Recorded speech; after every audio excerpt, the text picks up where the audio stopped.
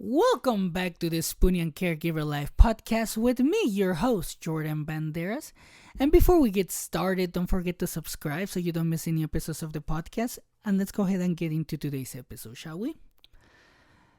In last week's episode, I mentioned about the day I became Katie's caregiver, which I will never forget, since I had never experienced anything like this in my whole life.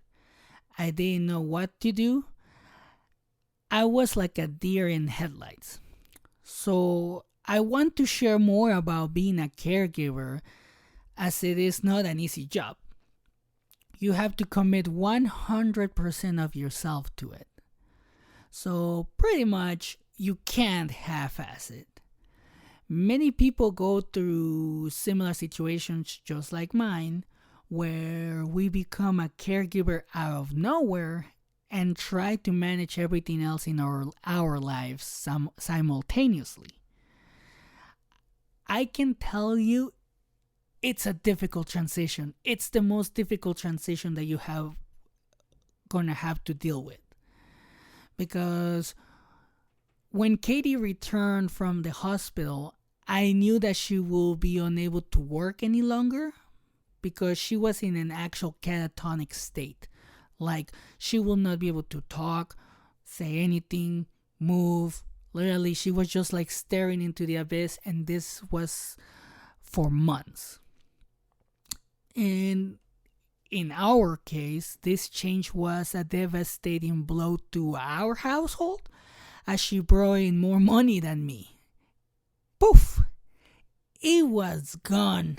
I really struggled with it because we went from 2 incomes to just 1.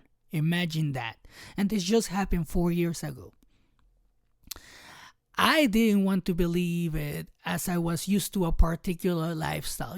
Going out every weekend, like getting dinner somewhere every night, things like that.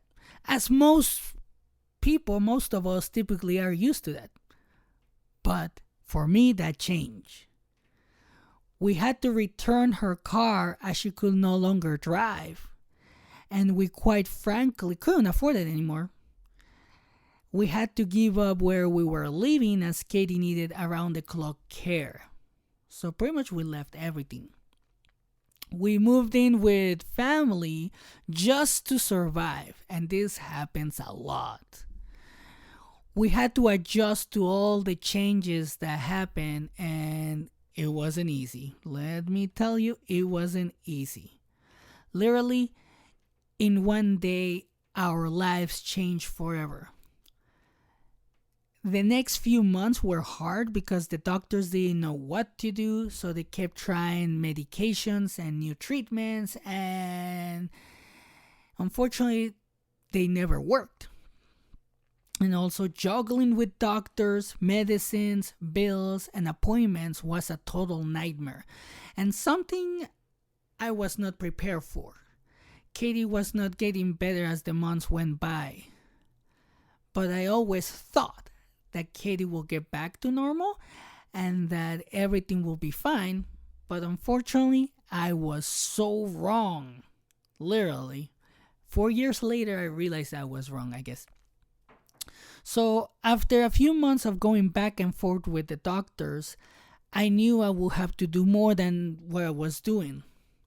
I was scared, stressed, anxious, depressed, and pretty much all the negative feelings you could think of due to all of this. I couldn't sleep. There were days or weeks actually, that I didn't sleep a bit.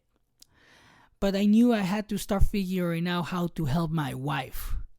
Up to this point in my life, I had never committed to anything serious, but I knew I had to help my wife, so I promised myself that I wouldn't give up on her.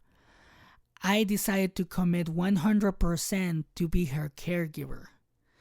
It has been challenging because there are so many things to learn as to what causes her conditions. There are new treatments, new doctors, there are also side effects, and even diets that may help. and so much more. That's why there's so much research to do. Sometimes, sometimes it feels like I have an elderly adult that I'm caring for. And don't worry, I'm not getting in trouble. She's okay with me saying that. She's my old lady. But anyway, I had to commit to understanding her conditions and understanding her pain and what she feels when she has a flare or a new symptom. This is very important since, as a caregiver, I had to start talking when going to the doctor's appointments to tell them what I was seeing regarding her situation. Like, hey, I have seen these new changes. This is what happens when she takes this medicine, things like that. I have also had to step in and almost become my wife's bodyguard as people take advantage of her very quickly, especially when she is or was in such a fragile state. And unfortunately, my wife sometimes likes to be a people pleaser, so I have to watch out for that. And if you're taking care of your Spoonie, you're going to have to watch out for that as well. But I'm still learning new things about becoming a caregiver, like making sure I don't bring stress home from work, which is very important. And I am definitely letting things go that are out of my control. This is why I say this is a 100% commitment, because you never know what the day will bring. There's going to be good days, there's going to be bad days. It helps when you give it all you've got, because there will be times when you want to cry, and that's okay. And I know with guys, they're like, oh, guys never cry. Oh, believe me, I have cried. I'm not ashamed of it. I had to. That's the only way that I could think of to release all the stress. There will be times when you're going to ask yourself if you know what you're doing. And the answer may be no.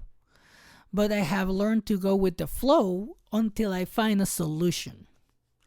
There will be times when you say to yourself, I didn't sign up for this. And you're right.